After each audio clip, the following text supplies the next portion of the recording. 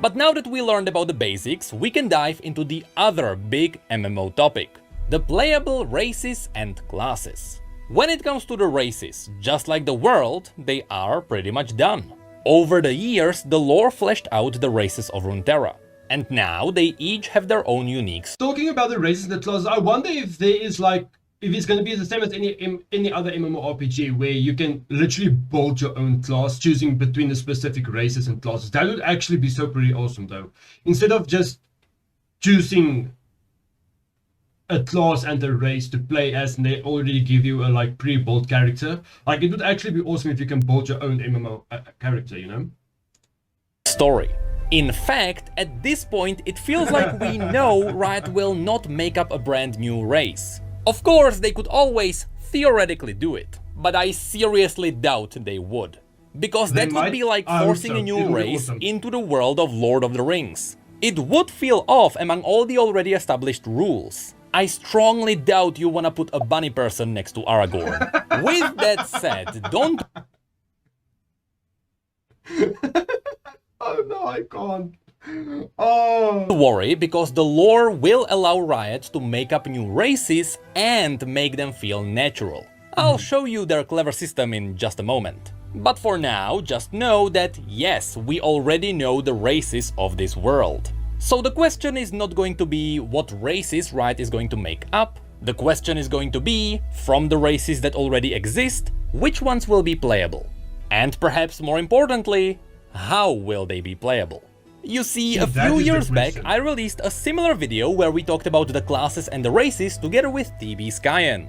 And today, I would not recommend you watch that video. Back then, I was still clinging onto the idea that faction-based MMOs were a good idea. It worked for WoW, and it worked for my guilty pleasure, WildStar. Unfortunately, what I didn't know is that merely a year later, the idea of faction-based MMOs would crumble to dust. That's because factions have a massive flaw. Besides the fact that PvP is almost guaranteed to be one-sided. I mean, who would want to play for the losing side? Especially if there is no compensation. Classic WoW is a perfect proof of that. Not to mention New World. But also, if you split everyone into two sides, you are splitting up your player base. True. And that is almost never a good idea. You simply don't want to prevent people from playing together. The reason why in the past it worked for WoW is because Blizzard heavily played into the faction pride. People were proud to fight for the Horde or the Alliance. But even back then, it really wasn't perfect. And then people started min-maxing the game and they realized that factions didn't matter. And that's where Riot has the edge. You may know that League of Legends has a lot of different regions, where they all act independently and they all have unique relationships with their neighbors. Because of this, forcing faction alliances into this world would ruin the already established lore. So PvP factions are most likely not going to be a thing. However, despite that, League absolutely has faction pride.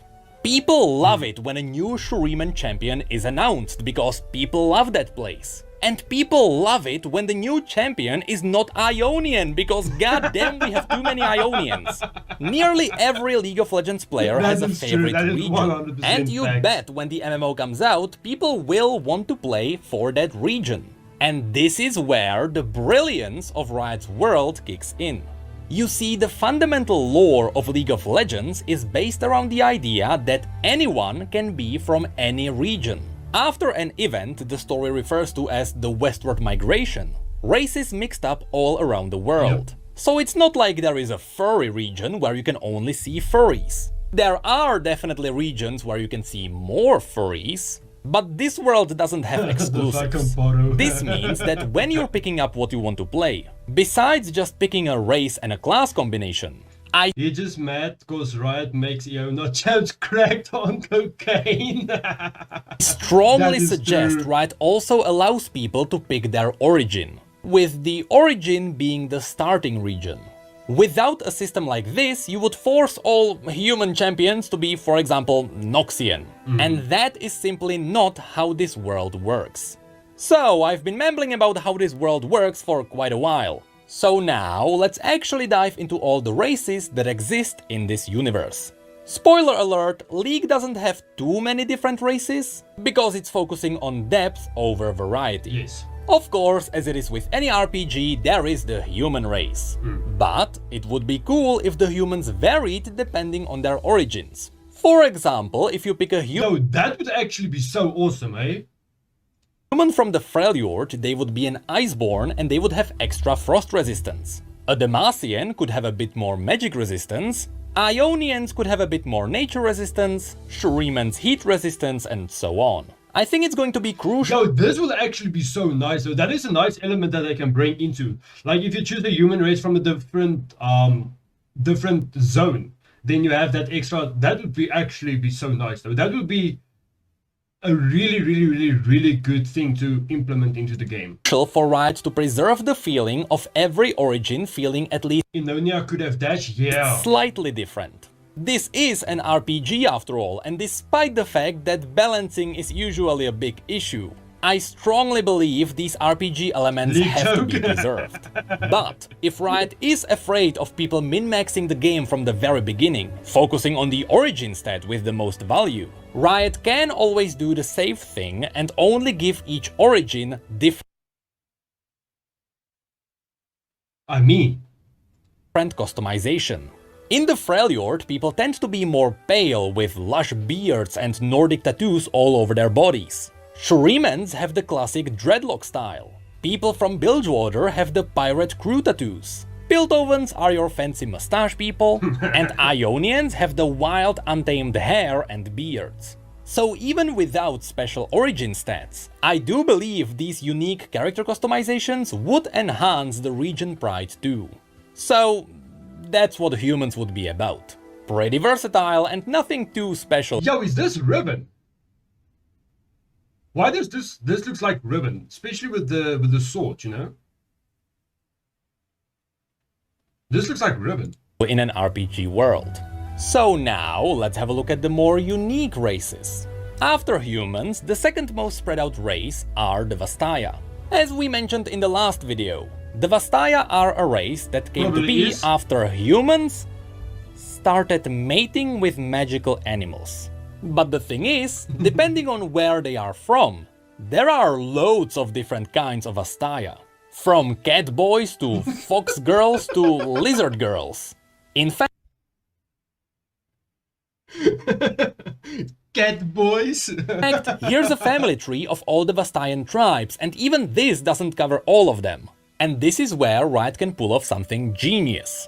As I said, this world already has set rules. So it would be very difficult to introduce a brand new race into this universe. However, it is going to be very easy to just make up a new Vastayan tribe. So I propose that Riot doesn't make the Vastaya as a playable race overall, but instead it would be cool if Riot let the specific tribes to be playable races. This would leave the door open for them to introduce new playable races later down the line. If they cross off all the Vastaya at once, they kinda shoot themselves in the foot. But I know, here I go mumbling about how the world works again. So let's have a look at some of the specific tribes. When I say Vastaya, most people think of Ari. Yep. She comes from the Vasani that look like foxes. Although her tribe is mostly gone, the lore can justify new members to be found, so they can be playable. The Kilash tribe comes from the jungles between Shurima and Ishtal. These lion-like people are known for hunting dangerous beasts, and they take great pride in trophy collecting. It's the average mount collector. The Shimon tribe are monkey-like people from Ionia, while their older members are very wise. If they do that, I'll be stuck in character creation for years, dude. Same. Same. I already take long to create a character in any MMORPG. Imagine with this setup. Like, you're gonna sit there you can make an entire stream of 4 hours just on character creation, dude. Wise, their younger members can be very goofy. The Otrani come from Mount Targon, resembling the classic goat people. Their hobbies are taking care of the Stellarcorns. The Lothland tribe are Ionians who resemble bird people. This tribe likes to combine the art of dancing with lethal assassinations. The Uvikat are something close to lizards, though they do have the ability to shapeshift. Out of all of the other tribes, these are the closest to their pure blood ancestors. Oh. And we also technically have the Marai, the fish people whom I doubt are going to be playable. Imagine modeling boots for them. Now, these were the more pure blood tribes, but there are many more Vastaya who don't fit any of these. For example, Set has an Ionian Vastayan mother and a Noxian human father, so he doesn't really have a tribe. Long story short, the Vastaya are an incredibly versatile race and Riot can use them in a million different ways. This is where they can really go wild. But that's it for the Vastaya. So now, let's have a look at the third most popular race, the Yordles. These are the classic RPG tiny people. Yep. In League of Legends, people either adore them or hate them, there is no in between. Kinda like those guys. But not those guys, everyone hates them. There is no doubt in my mind that Yordles will be playable, even though they have an interesting catch. You see, unlike all the other races on Runeterra, Yordles are immortal. They are essentially modes of magic that come from a hidden magical realm known as Bandle City.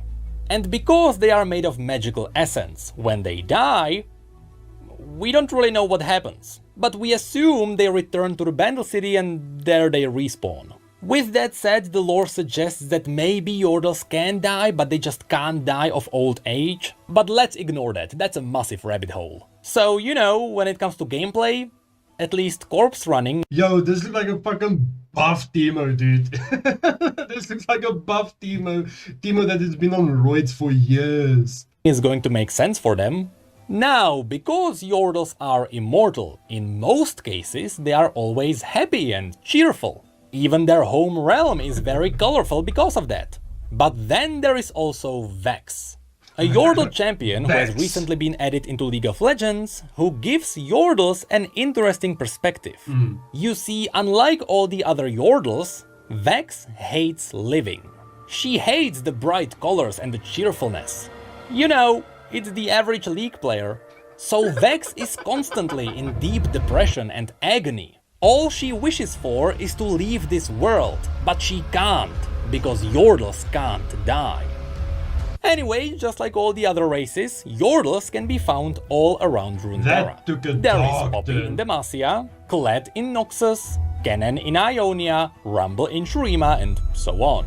But now, so far we have only covered the races which I'm pretty sure will launch with the MMO. The humans, the Vastaya and the Yordles are the core of this world. So now we are diving into the races that still exist in this universe. But it's going to be up to Riot if they make them playable. First of all, there are the Minotaurs. The Minotaurs are different from the Vastaya because they don't have magical ancestors. They are just a standalone race. Originally, the Minotaurs controlled the mountains south of Noxus. But because Noxus is Noxus, soon they absorbed the Minotaurs into their empire. With that said, some Minotaurs fled the tyranny of Noxus and they joined the other regions. A great example is Kryl, the Minotaur fighting in the elite armies of Demacia. And yes, the Minotaurs also have the stereotypical sexy female version in this universe, so they can easily be turned into a playable race. Next, in Bilgewater, there is an incredible amount of weird fishy people. A lot of these could be really cool playable races when Bilgewater gets its expansion. Although modeling helmets for a hammerhead shark is going to be interesting. We also can't forget about the trolls. Previously I showed you the ice trolls, but there are also the sand trolls. And here's an interesting fact for League veterans. We have never seen a sand troll, but because of Ezreal's adventures, we know they exist.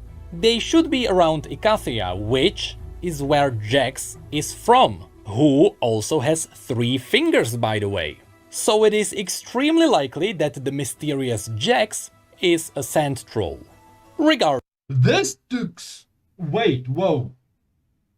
Wait. This actually makes such a huge fucking turn of things, dude. Like, I've never thought about it that way.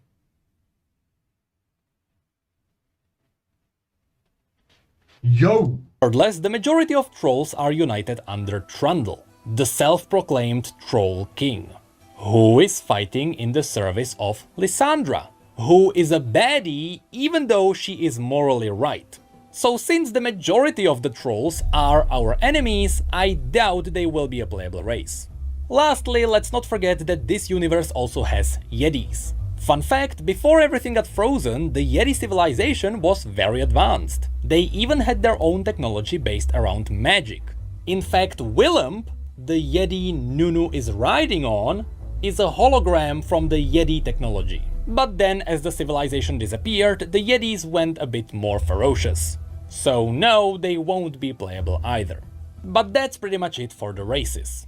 As I mentioned, there aren't too many different kinds, but that's because Riot is avoiding mimicking other RPGs. That's why there are no dwarves or elves here. Runeterra is simply trying to be unique in every way, and so far, it is working. Now, I also have seen some people asking if Darkin will be playable. To which I have to say, that's like asking if you can play as a god.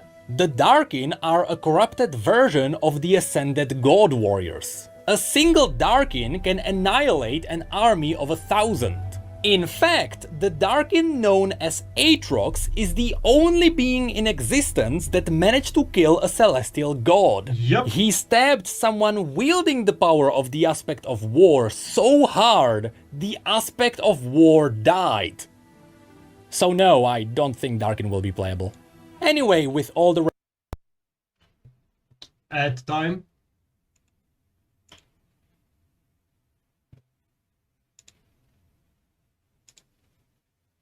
races covered, assuming Riot is going to use the origin system, this is what the playable races could look like.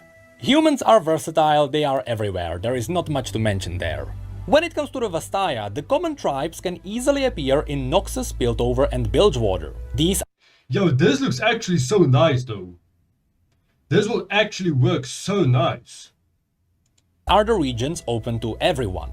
On the other side, the Vastaya are closely linked to spiritual magic, so you will hardly find one in Demacia, since it is a firmly anti-magic region. And somehow, not many Vastaya were ever mentioned in the Freljord, so Riot doesn't have to force them there. But then we have Shurima, Ionia and Targon. Assuming these would be saved for expansions, they could be used to introduce new playable races. Since I doubt all the newcomers remember the names, the Kilash, Lothlan and Otrani are the lion people, bird people and goat people.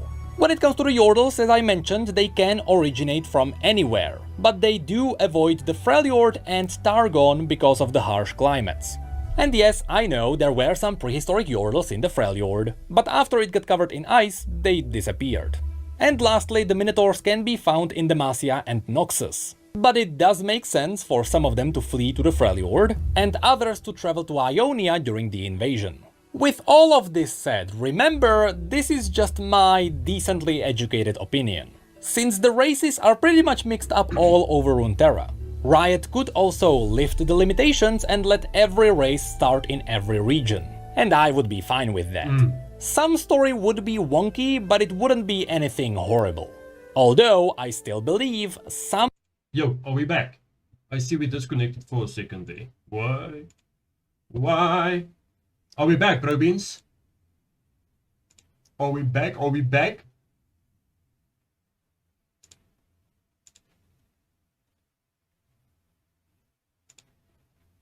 We back? Okay, we back. Yes, we back. Okay, perfect. Yo, I would give a fucking heart attack, man. Did you wash your hands?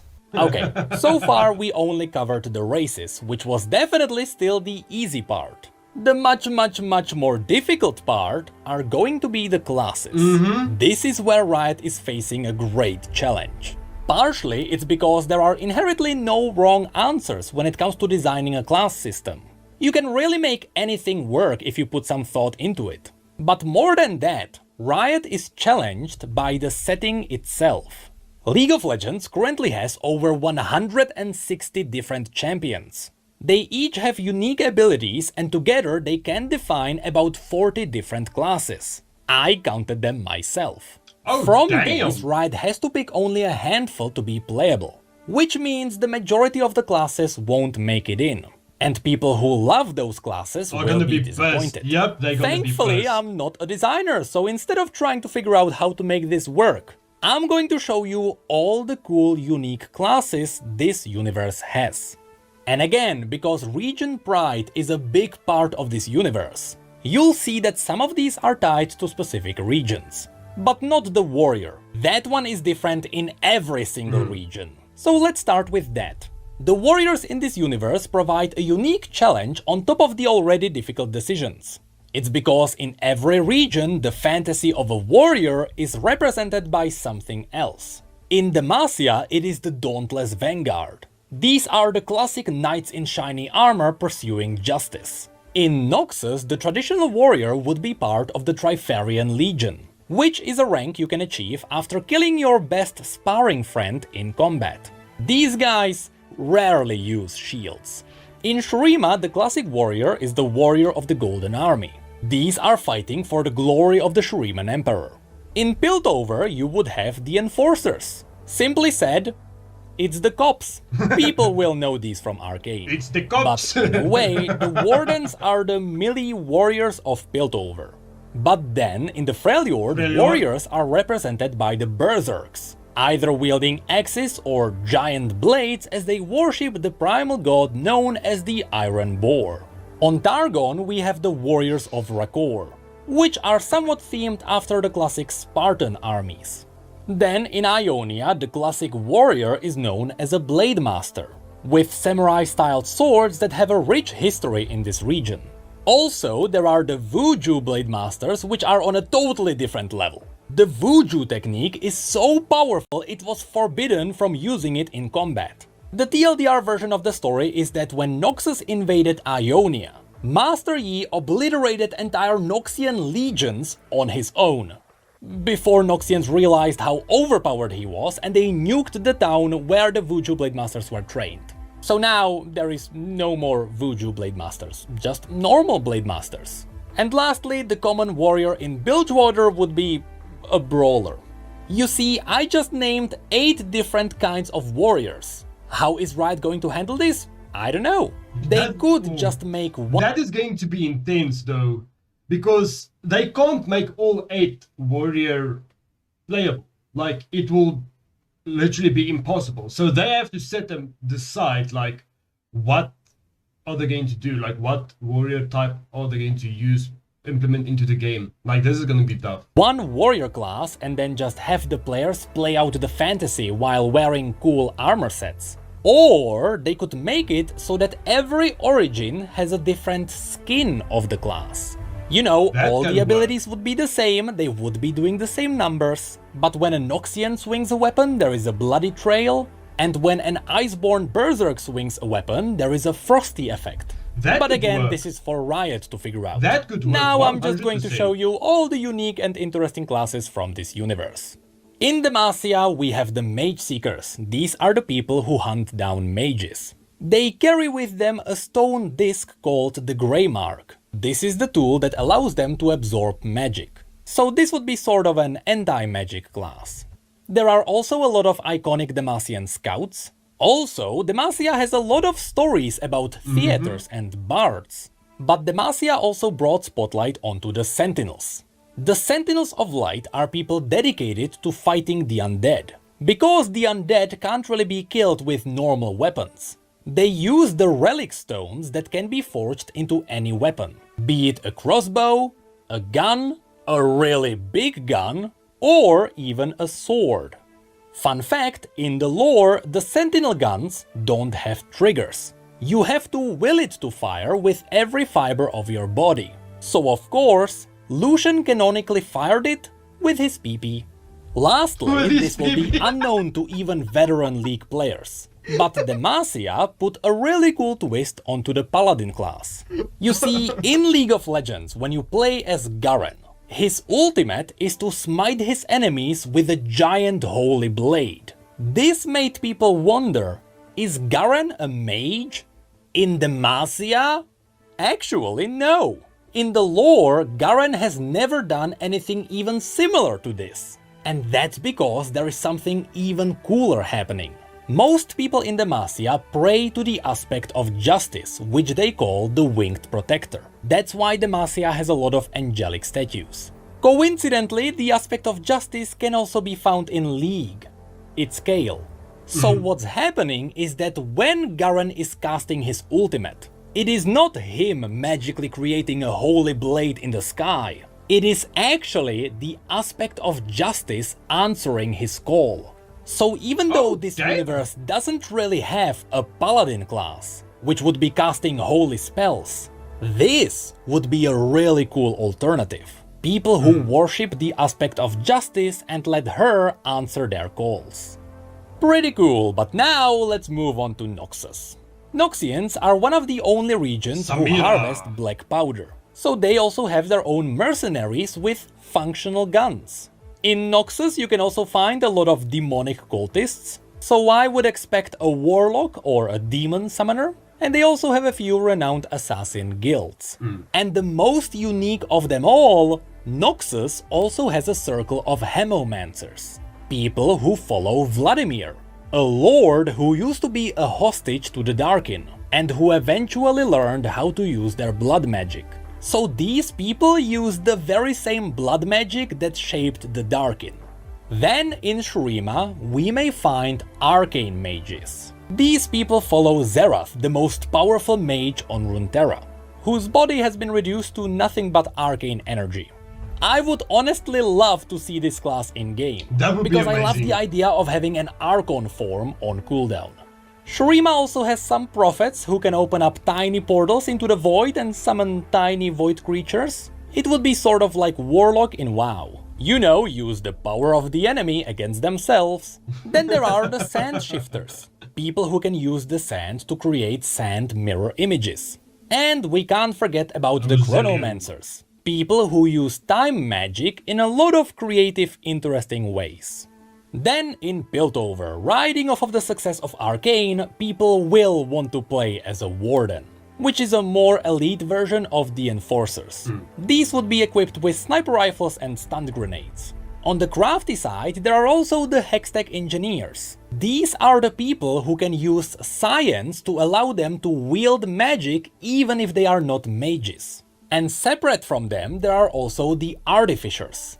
To them, anything from a powerful arm to blade legs should be possible. And down in Zone, I would love to see some kind of an alchemist, who's using questionable drugs to help his allies. Next we go into the Freljord. Here we can find the Draklorn Inquisitors, which are Lyssandra's followers with abilities themed around true ice. Essentially, these would be frost battle mages. But perhaps the most iconic for the Freljord would be the Shamans. These worship the animalistic primal gods of the Freljord, and all their abilities mimic the primal gods, be it a bear, a fox, a mammoth, or a boar. Then on Targon we would find a lot of people with celestial powers, you know, calling down stars and such. But there are also the Solari who use the power of the sun to enhance their attacks. They also wear massive plated armor, so this would be the tank class. Or the Lunari, who use the power of the moon to stay in the shadows. This would be more of an assassin class. Besides these, there are also a lot of Starcallers around, and even Draconic worshippers. Then in Ionia, besides the Vuju Blademasters, which would be far too overpowered, some people choose to fight without a blade. These would be the monks of Hirana. They channel the power of Ionian dragons to empower their limbs. And don't worry, they are a bit different from the traditional monks. They are far more badass. Think less Bruce Lee and more Dragon Ball. But of course, Ionia is also home to the Kinku ninjas. Their goal is to maintain balance in Ionia. This means that when a spirit starts killing people, the ninjas go out and deal with the spirit. And when people start terrorizing the spirits, the ninjas go out and deal with the people. Most of these are your classic ninjas empowered with spiritual magic, but some are using the forbidden shadow technique. And while they surely look evil, just like anything in League of Legends, they're gonna have a rough time with the classes. Yeah, they're gonna have such a rough time with the classes though. Because the way this guy explains it, like, it will be so awesome. Like, the way you can make the classes of different regions and stuff like that. Like, there's not a single warrior that's gonna be the same. There's not a single mage that's gonna be the same. There's not a single tank that's gonna be the same. It's gonna be so... diversity of classes. It's not really one-sided.